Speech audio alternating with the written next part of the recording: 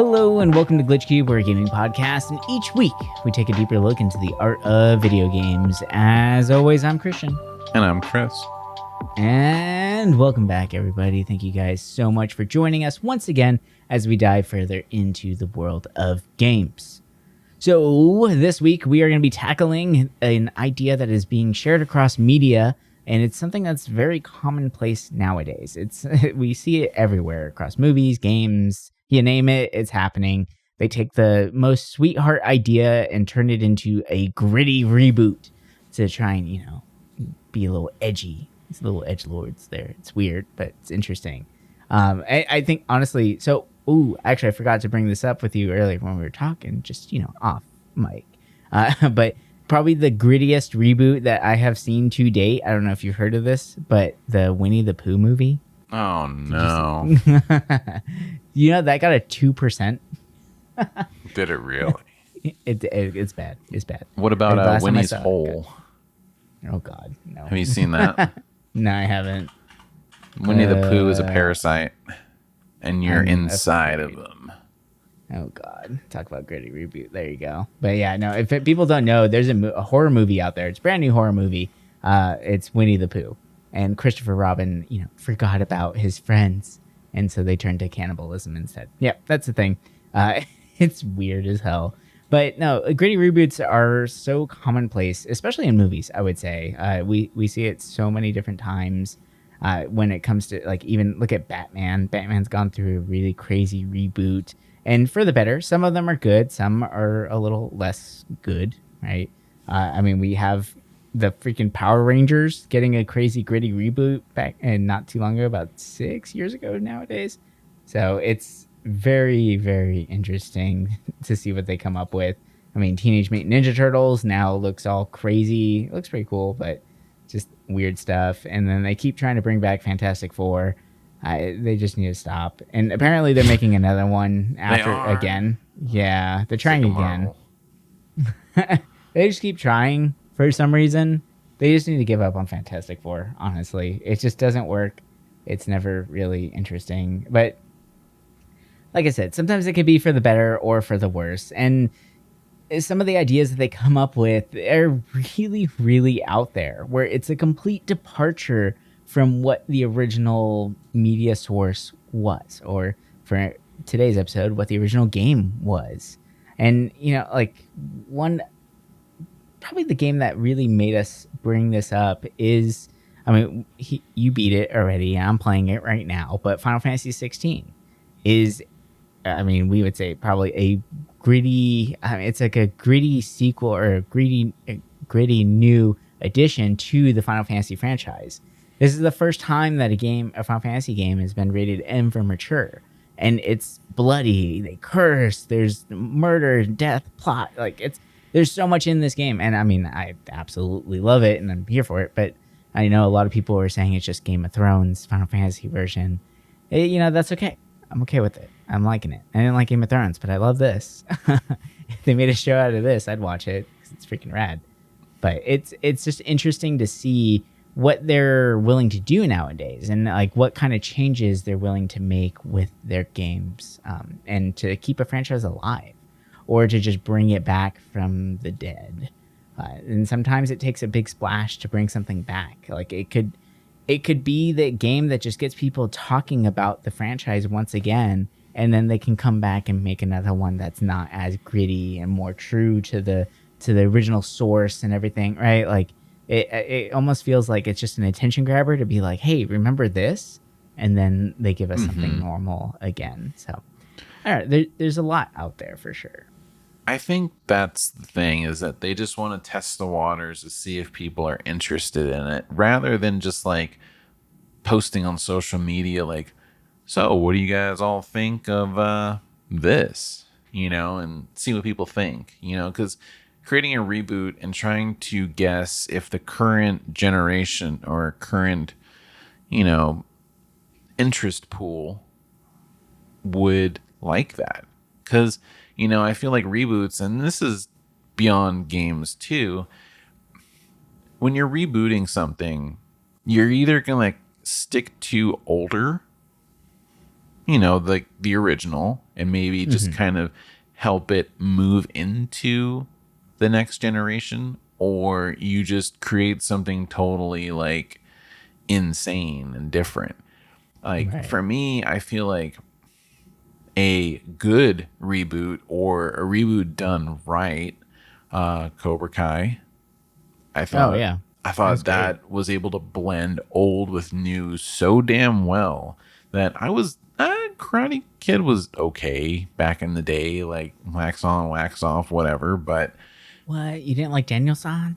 it was cool. I was more a fan of The Wizard, that Well, movie. The Wizard was dope. That was a good movie. So Yeah, I like my early American shonen movies, yeah. but it it did it right.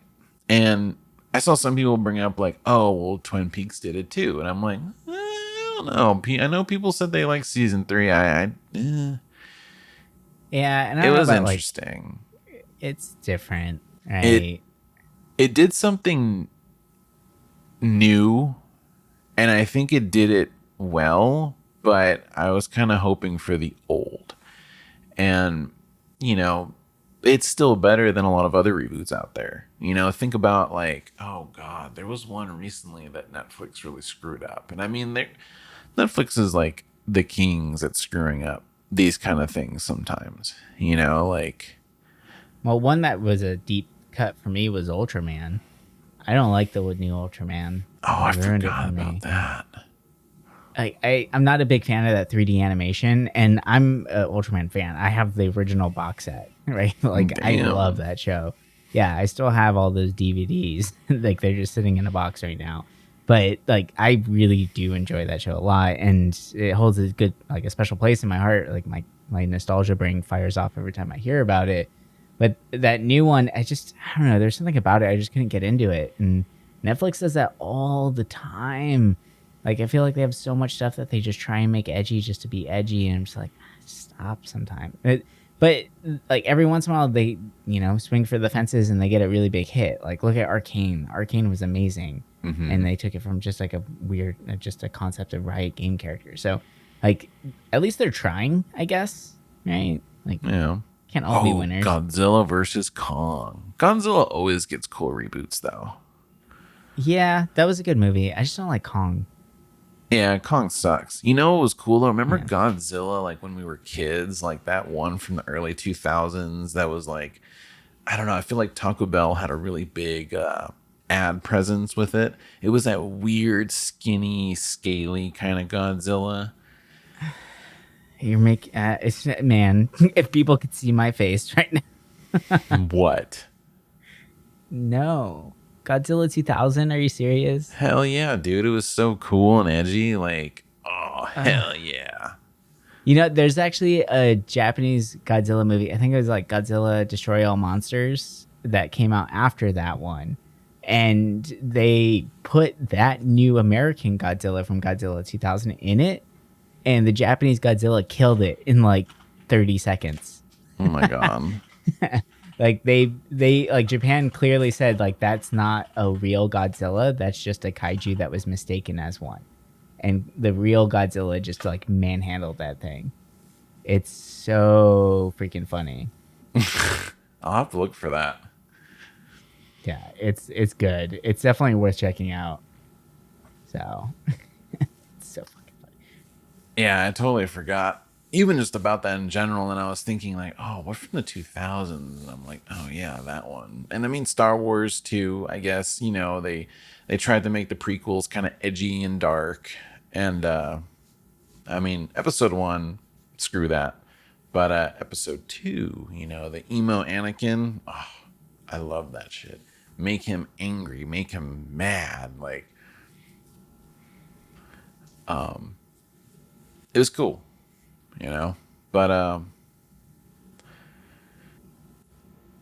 you were bringing up Final Fantasy, and yeah, that was actually the reason what made me think of this. Because, yeah, it's weird thinking, Final Fantasy M rated, even though, past Final Fantasies had dark themes, it just wasn't as edgy as 16 was. Like a lot of people, obviously Game of Thrones, they've admitted that that was their influence, but thinking back that, some of the teams that worked on 16 also worked on Final Fantasy Tactics, which was pretty dark. Same with Tactics Ogre. I mean, there's beginning of one of the Tactics Ogres games where you're basically leading a massacre.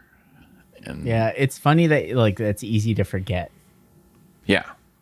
right? Like because of the chippy characters and the style. Like it's not as like action oriented because of the tactics part of it. So it almost takes away for some of the like grittiness of that what's actually happening. Yeah, it's interesting when you look back at old Final Fantasies and it's like, yeah, I mean, Final Fantasy 4 was kind of dark. 6, I mean, I remember when 7 came out, people were like, whoa, Final Fantasy's taking a dark turn. But it's like, that's only because it was 3D and you really saw like how nasty Midgard looked, right? And then Or the people were fact that like, we saw Aerith get stabbed through the heart. yeah. Spoilers for people who haven't played that game. And I remember when 8 came out, people were like, this game's edgy. Like, people didn't like it. Like, I feel like Final Fantasies every once in a while always have that kind of like, this game's the edgiest one in the franchise. But I feel like this one finally took that and kind of Yeah. ran with it. And, yeah, there were some edgy things in 16. And, but, at the end of the day, I still enjoyed my time with it. And I feel like once you beat it, we'll go a little more into our thoughts on it, have a little spoiler cast, or even just have like a little separate recording that we'll put up for y'all with our thoughts on it. Yeah, And there's a lot of thoughts. Trust us. yeah, there's a lot of questions I still have that I'm still thinking about, which, that's a good sign for a game if I'm still thinking about it like I'm a week so excited later. to play through this still. I'm like really taking my time. I'm doing every side quest. Oh, I've done every hunt so God far. help you. Like I just as soon as I see a green like exclamation point, I'm like, I gotta go. like they're like, oh wait, we have to go right. I'm like, nope. This person really needs me to deliver these seeds. Okay, I need to go do this. Oh my God. Yeah. No, I want that fame. I want that acclaim that comes with it. There's so much there. I love this game. It's so good. But, I would say Final Fantasy 16 is definitely an example of a good gritty reboot for a game, or just like a gritty like addition to a franchise itself. Now, Yeah. not every single one of them is good as far as these introductions to a franchise. And one of them that really does like kind of stood out to me as not a good way to start off or to revamp a franchise. And it's kind of a funny one. And I don't think you played it. Maybe you did. I don't know. And I know I didn't play it because it's just kind of so out there.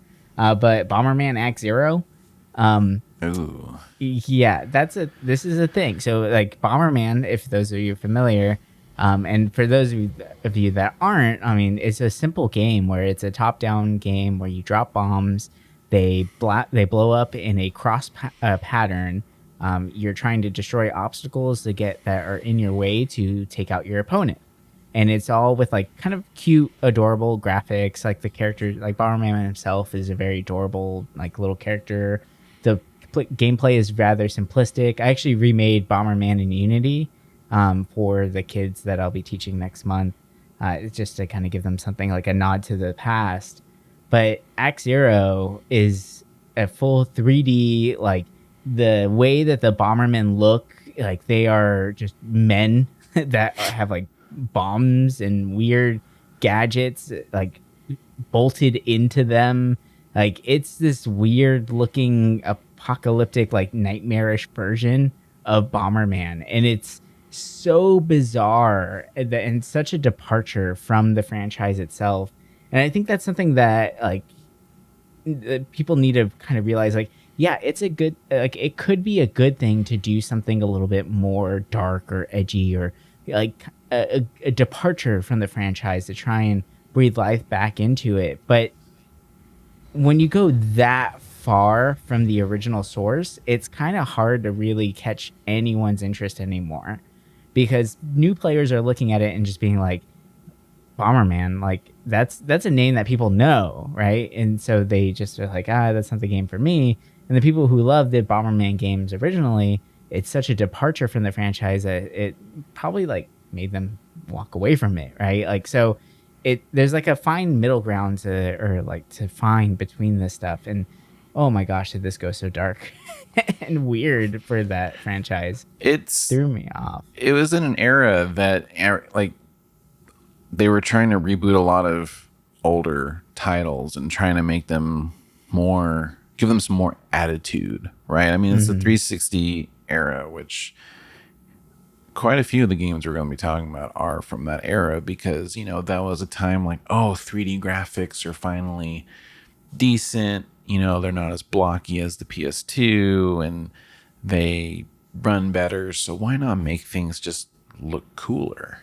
And my only experience with this Bomberman game is I remember a while ago I was trying to buy all of the console 360 exclusive games because I'm weird and just want exclusives that you can't get anywhere else. And I was looking at this game and I was like, oh, wow, this game's really cheap. And I ended up not getting it. And I was just like, oh, this is weird. I never heard of this game back in the day. And yeah, this is it. It's a weird stretch. There's definitely been weird reboots, but this one is just kind of it went in a really weird direction. Yeah. Oh yeah. And so another one that took a old franchise and tried to make it new again with these new 3D graphics. This is GameCube era, but the original game came out in 1978. Yeah. So it's like from 1978 to GameCube. That's a pretty big jump there. But so Space Invaders, which I'm sure a lot of people, or everyone should know if you enjoy games, because you should be looking up your gaming history. Space Invaders was one of the most popular games in the world at the time in 1978. And the premise of it is rather simple. There's aliens coming down and you have to shoot them, but they're coming down in it's like a row shooter, right? So you're shooting up into the sky as they're starting to come down at you.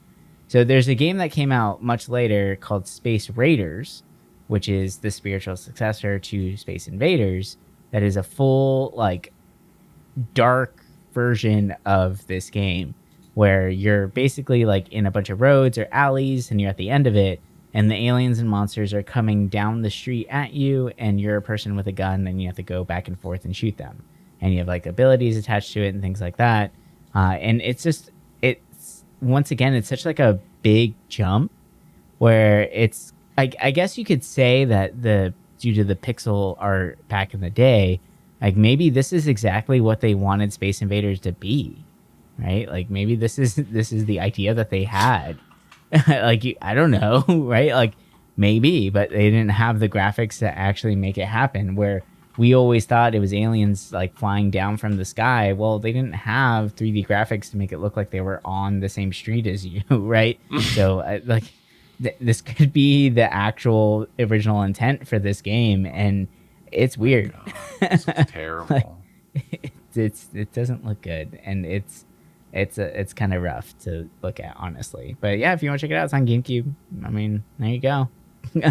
It's an interesting departure from a very well-known franchise, and I'm not surprised that we haven't really heard much from it. Yeah, I'm and I was just thinking about how there was a reboot of Altered Beast, and while it wasn't mind-blowing, I'm at least it was just your typical PlayStation 2 action game compared to this, where it's what the hell were they thinking? It's an arcade rail shooter game. I don't know. It's weird looking. Yeah, I feel like the PS2 saw some weird kind of reboots too. I remember Spyro had this weird second trilogy, right? After the first three movies, they had this games, they had a New Beginning or something like that. and he was like, he had a little more attitude than he did back on the PlayStation 1 games, which, I mean, can you believe that? He already had a little attitude.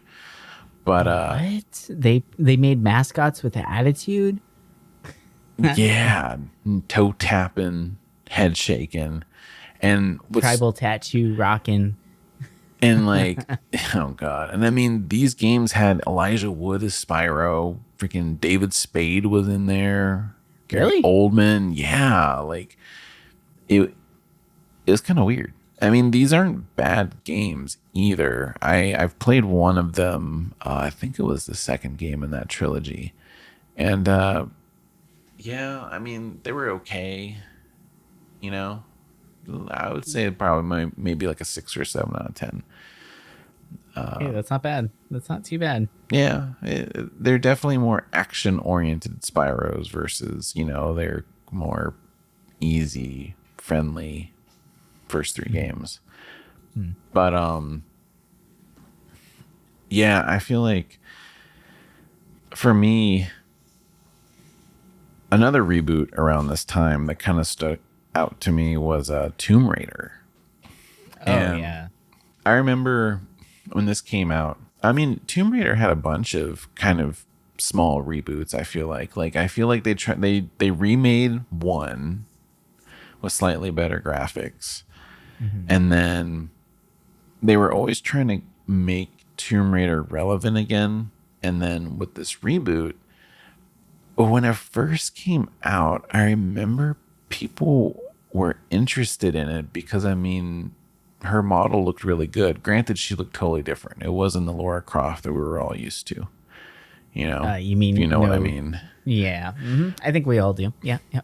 But she had nice hair. I'll never forget watching that trailer, and that was the only thing I noticed. I was like, oh, wow, that hair looks so realistic. Goddamn, You know what's Square funny? Enix.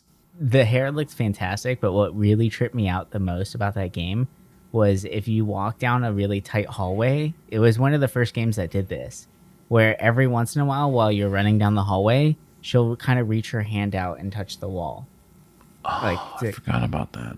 and just like kind of keep walking as if like this is a tight quarter. This is really like I'm getting close to things, right? Like so that was a really interesting and it was random. So it wasn't just like every single time you did it. So it was a really cool like humanistic touch that I really enjoyed about that game. But another thing too that I really loved about the new franchise or the new like reboot of it was the equipment and her gear. Like everything actually made sense. Yeah. Everything like was perfectly placed. Like she had harnesses where she needed harnesses. Like they did their homework on this one. And like this version of Lara Croft, I like that's Lara Croft to me. Like if Lara Croft was a real person or like that's what it should have looked like, right? Shouldn't have looked like Angelina Jolie, right? Like You don't like locking the butler up? oh god. Like it's just such a weird none of that felt like realistic or like practical in any sense of the way, but in this version of Tomb Raider, everything felt practical and it had a purpose to it. Nothing was just for fluff or flair. Like it was actually very well done and a very believable character.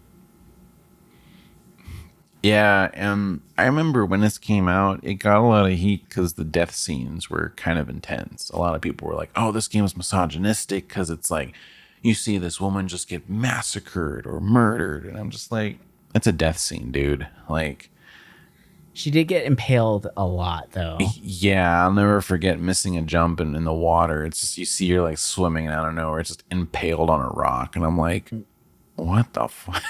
Yeah, it was pretty vicious.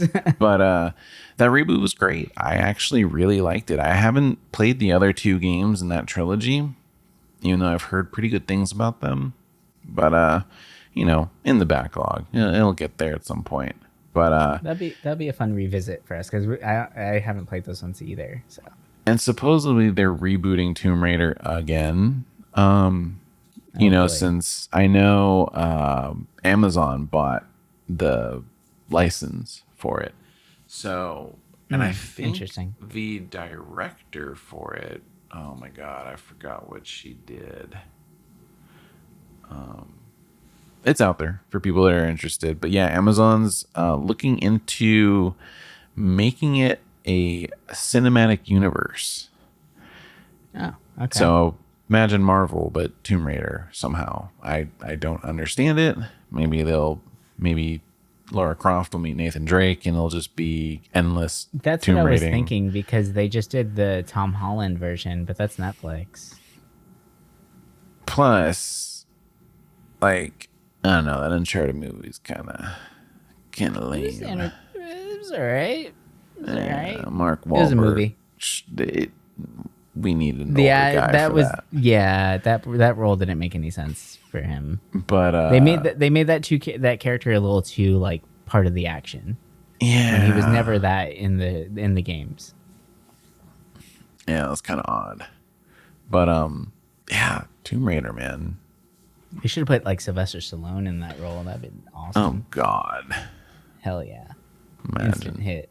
None. That'd be amazing. Oh my gosh. All right. So there's a franchise out there that we really do enjoy, but it did have a major departure after like the main parts of this game, like the main versions of it or like the numbers, And it's funny because I feel like this franchise has had 2 rebirths in its lifetime. And that's Devil May Cry. Like Devil May Cry is fantastic. The game is so good, and it was like amazing. The first one was so amazing. I loved it. Despite the tank controls and everything that made it very difficult. That spider boss, I still remember that to this day. I hated that as a kid because it was so damn hard because you can never get the right camera angles to actually see the damn spider, especially whenever you're running down the hallway. Oh, that was frustrating as hell. But the developers really listened a lot to the fans when it came to the second one, where people were complaining that this game is too hard, and it's just like very like kind of hard to tell the character models. Everything looks the same color pattern, all that stuff. So they went really, really easy with the next one, and they went really like campy and kind of like overly like anime style with the next Devil May Cry 2. Which is a horrible game. It's the only Devil May Cry game that I returned. Like it's funny. I was playing it, and then the very next day I went to go return it, and the same guy that I bought it from was there, and he's like, "Oh, you too, huh?" And I went, "What do you mean?" And he's like, "Oh, you're like the 5th person to return this game." Oh my God. Apparently, it did not do very well. But then, of course, they come back with 3, and it's a masterpiece. Like 3 is amazing. Like it's such a good game. I still remember the twin blades, right? The fire and ice swords, like the brothers that were. It's so cool. I love that stuff. But then we see DMC, and that's where it gets like, oh God, where you're just this bratty emo punk teen that's trying to be like the ultimate edgelord. It was just a lot, and I just it really. I was like, that's not Dante. Fuck you. Like I don't want to play this game. Like even the trailers where he just has like the angels all around him, like he's in a massive orgy with a bunch of angels and stuff. Yeah. I was like, all right, man. Like I get it, but no, like that's not Dante. Like it was a lot to take in for sure. Did this come out before Devil May Cry? Oh no, it didn't. I remember Devil May Cry 4 being so damn cool, and then DMC came out, and I was just like, what is this? Yeah. Like when DMC came out, I don't know why, but I was just so into it. I was like, this game's freaking cool. Like that one boss with the news station, I was like, yo, like, I don't know. Like obviously the writing in that game is god awful, but there was something about it that was just like, it hit the spot at the time. And back when I was being kind of edgy, but Right. I don't know. I feel like that game gets a really bad rap. Like I feel like if you went back to it now, the game was really flashy, and I really liked the visuals to some of it in a lot of ways, where it'd be like you would run and there'd be like big words written on the ground, and it had a flair to it that was kind of cool. It was very stylish, and I know for some people they didn't like that because Devil May Cry was usually dark, gothic, especially like the first 3. And this game kind of made it like your typical adventure game from that generation, but there was something about it that just also felt really fast. Like I didn't hate this game when it came out. And I remember the DLC being kind of cool because you play as Virgil. Mm. And I don't know. This game wasn't bad. Now, obviously, when Devil May Cry 5 came out, I was like, oh, yeah, that, it felt good to go back to that old school feel, right? Like the heavier, not clunkier, but more weight behind your attacks. I feel like with DMC, it was like you didn't really feel that weight. It was just fast Right. paced action. And Yeah, because I remember 4 with like Nero, like that. yep. His hits hit so hard, and the Devil Bringer was such a rad idea. Now every game does that. Hmm. Like even Final Fantasy 16 has a Devil Bringer in it, where it's like, okay, like obviously you guys are the people who made this game. Like I get it. Thank Oh, you I for the nod. forgot Ninja Theory was the developer for DMC. Yeah, That's why it was so different. yeah. That's crazy. Yeah, they were the ones that did Enslaved. But I liked Enslaved. Enslaved was a good Yeah, game. they did Hellblade. That was fun for a while. Fell off pretty fast. Yeah, I want to give that game another try, but I don't know. I beat it. I beat that game. I actually enjoyed it, but it was the only game I had at the time for that console because it was like the exclusive that came with it. Gotcha. Yeah, it's good, babe. It's good. It's fun. All right, so another franchise out there that's kind of seen. I mean, it's seen its days for sure. Is Prince of Persia. Prince of Persia has been around for a while. I still remember the first time I played Prince of Persia, the very first one. I couldn't get out of the room, the very first room, and I got really confused, and I turned it off. That was my first experience with Prince of Persia, and then I didn't touch it until the one, like it's the other one that's just called Prince of Persia that came out, I believe, on the 360 actually. And that was really interesting, but it had this mode in it where, or like it was baked into the game where you can't fall off ledges. You're like, it's impossible to do so. So every time you fell off, your like magic companion would reach out their hand and magically grab you and throw you back on the platform. So it was their way of just doing like a quicker reset instead of you just dying all the time, which I appreciated, but it almost felt like I was, had a seatbelt on the whole time, right? Like there was no real risk to what I was doing. But before that, we had Prince of Persia Warrior Within. And, like looking at where this game came from, it being a side scrolling game that was, it had action elements to it, but it wasn't that dark or gritty or anything like that. And then like the Sands of Time games and everything, like they went like so, it was just so interesting. Like they really developed the world out. They made you feel like the actual emotions of the player. Like there was actual like caution and like it was just very interesting and a very dark version of this, but it kind of the where I expected the franchise to go or what it was supposed to be. So it just felt right, and it was just a lot of fun to play with that like time change mechanic. So that was a really fun one. I did like that version of Prince of Persia a lot. Yeah, I never played any of the rebooted Prince of Persia's. I think I only played like the original back in the day. Mm. They always look kind of cool, but I don't know. Any Ubisoft for me, like things they touch, like I don't know. I was worried it was gonna be like an Assassin's Creed kind of feel to it, so I was just like, eh.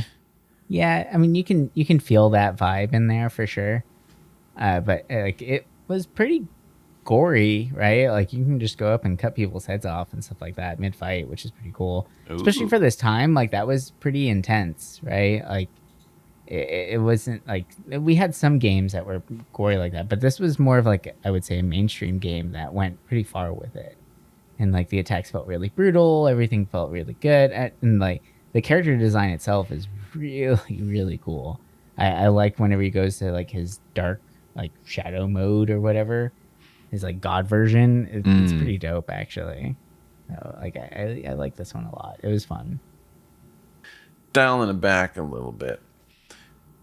This was a I don't know if you consider it a sequel, but it was a dark turn in the franchise. I was already getting a little bit more dark. But for me, Majora's Mask kind of Mm. stood out because, I was a kid when Ocarina of Time came out, played it, loved it. At times, that game was actually really dark because before that, Link to the Past was my love. I loved it. It was so, it was child friendly. In Ocarina of Time, you get to freaking, the undead with the hands coming down. You get the re-deads going after you. Like, the game was kind of freaky a little bit. You go to Majora's Mask, and it's such a different tone, right? The moon is crashing. People in town are depressed, right? You see the first day, people are like, "Oh, it's just a weird moon. Like, it'll pass. We'll be fine." And as the days go by, I was about to break out in the Talking Head song, but it you see the people start getting really depressed, and you start seeing them get very sad, and it feels realistic. And something about that creepy face looking down at you the whole time just makes you feel uncomfortable. And some of the characters are just a little unsettling, and the side quests in this game are pretty interesting. Like, I feel like they're definitely darker than Ocarina of Time. Like, obviously the biggest one is the lovers side quest.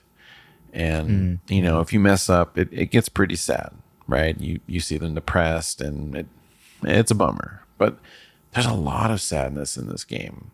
And to me, it definitely reached a darker tone that I think definitely carried over later into Twilight Princess, because obviously Wind Waker came after this, and it was lighthearted. It was, sunshine and rainbows, basically. And then Twilight Princess came around, and it was like, oh, we're shifting back into that darker tone. And obviously, I wonder if Wind Waker was like a reaction to Majora. If like it, I'm wondering if fans were like a little upset or confused, right? Or just didn't react well. Because I know Majora got really good like recognition for what it did. I'm wondering if they felt like it might have been too much of a departure from the franchise, and that's why they went to Wind Waker. But then they realized, like, no, actually, this is okay. We can do this. I think a lot of people just hated the time. Yeah, And that was difficult to deal with when as a kid. yeah, and thinking about all my life with games, like, I've hated time limit games with a passion. Like, I'll not play a game because of it. For some reason, I persevered through Majora's Mask. Like, I never really thought anything of it, especially when you do the song Slow Down Time, which doesn't really feel that much slower. But I was able to get through it, and I loved it. Like, Majora's Mask to me is still one of my most favorite Zelda titles, just because it's so unique and dark and different, and the people had life to them in a way that you felt people's emotions that I didn't feel in Ocarina of Time or almost any of the Zeldas after. It was such an interesting experience that I feel like, for a lot of franchises that try to make a more adult or darker game, they did it really well with this. Yeah, I agree. I mean, it is a big change. I mean, just the moon alone in that game freaked me out. Oh yeah. Everything about that game was a little creepy and just like a little like extra, but it still felt like Zelda. It still felt like we were in that same world, just in a darker version of it, a more adult version of this. And I mean, it does kind of make sense too, right? Like, I mean, look at how like old Zelda actually is, the game franchise at least. So like they're just trying to keep up with the people that were fans of the original.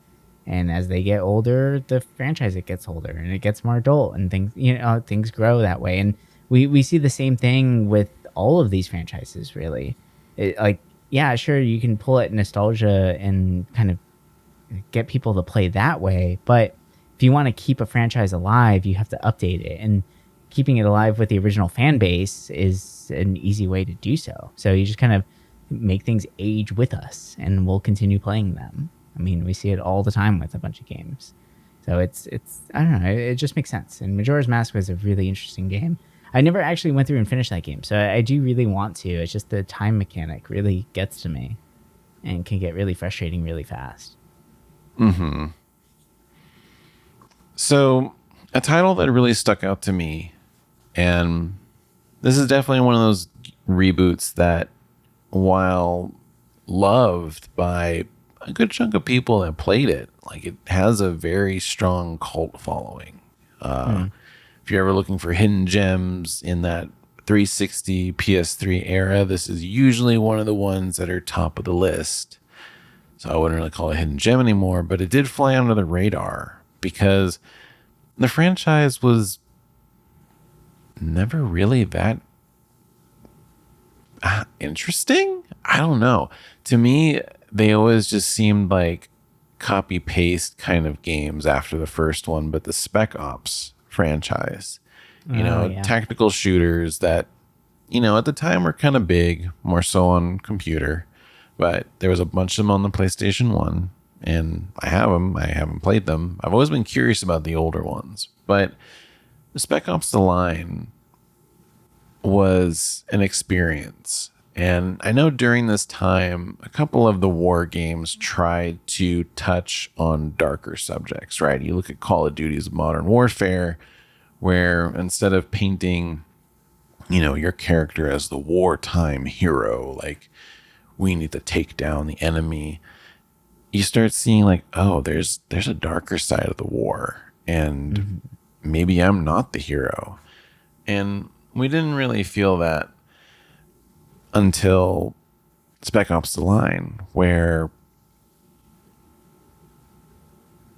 you see the evils of war that maybe a lot of people don't realize how bad war can be. And compared to the old games where it's, you're just shooting, fighting for a cause, this game makes you question your choices. And, obviously I don't want to spoil it, even though it's a pretty old game, but I think it's a game worth experiencing just for the twist and the following repercussions of it, because it shows that, you aren't the good guys. And I think for a lot of people, especially during that time, militarization was such a big thing in games, and there's that whole propaganda thing about Call of Duty, getting people to join the army. And this game, I mean, to an extent, it makes you want to do the opposite. It does make you anti-war. And for me, like, I went into the game not expecting much. I knew there was something about it, but I never felt like I would experience what I did with that game. And it's fascinating because you look at it quickly and you're like, oh, it's just another typical third person shooter from the time, like whatever. But the story is surprisingly good. And, other than that, I mean, it's all right. Like, it's not like gonna blow people's minds, but I think it has a very important story to tell. And there's a reason why it has like a small following out there. But besides that, I mean, it was considered a commercial failure. And ever since then, it basically, that was the end of the Spec Ops series, which, I mean, maybe a fitting end, just because a franchise focused around war gets Old real fast. It gets old, but it's basically was, stopped because the game was anti-war or shows the evils of it. And it would be kind of weird if a game that is trying to show off the fact that war is not good, they're not trying to over glorify it, continues to make money off of a franchise of doing that by showing war games that are right, like making money off of war, about trying to tell people that war is bad. It's a little weird. Yeah, I mean, I do really enjoy I appreciate the message that Spec Ops is trying to go after, and because we have so many games out there that just overly glorify war, and they make it so that you are this hero, this unstoppable force that can go through and just destroy everything in front of you because you have your friend next to you and you have your gun in your hand, right? But this game was one of the first ones to show you like the terrors of it, like, right, like the horrors of war. Like I think this is the game, right, where they had people like strung up and you can choose to save them or just shoot them right there, right? Or like if you wait too long, then they'll get shot by their captors or something like that. Like there's a really like crazy difficult situation there that you were put into in this game. And there's a lot of moments like that where you're just faced with these horrible choices, but these choices are real things, like just to show you how dark war can actually be. And I think this is, I do feel like it's a shame that it's not as popular as I think it should be because of how many games go out of their way to overly glorify. But then it makes sense because if you look at your Call of Duty games, I mean, they're sponsored by the Army, right? Like they have unlimited budget and marketing. Of course, like Call of Duty is going to bury games like this that are basically sharing the opposite message, saying that no, like the war isn't as amazing as you really think it is. It's not just like playing a video game at your house, right? Like there is a lot to this. It's a dark thing to do. It's a horrible, evil thing, and yeah. So it's a shame. It really is, because this is it is a good pick right here.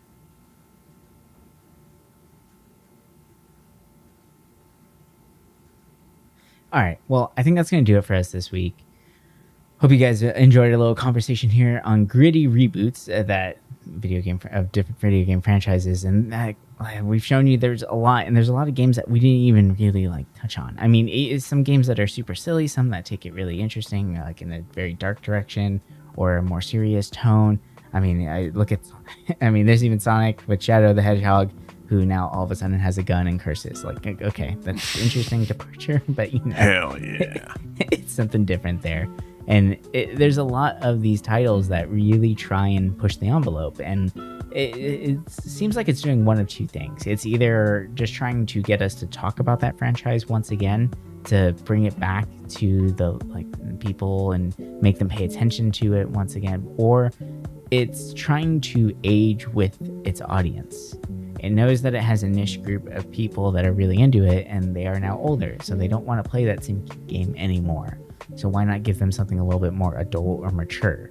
And they change with it. Now, it doesn't always happen to work out the way that they intended it to, or they push the envelope too far where it just becomes goofy and it just kind of becomes a joke. But it's an interesting practice that is done across all forms of media, movie, film, books, all of it. And it's going to be around forever. So I'm here for all those gritty reboots. Send them our way. They're going to be interesting. They'll be fun to experience. Some of them will be really great and really revamp an entire franchise. And some are just going to be hilarious to talk about and maybe become a meme or a joke later. Yeah. Anyway, we'll talk to you guys next week with some more games. But until then, bye for now.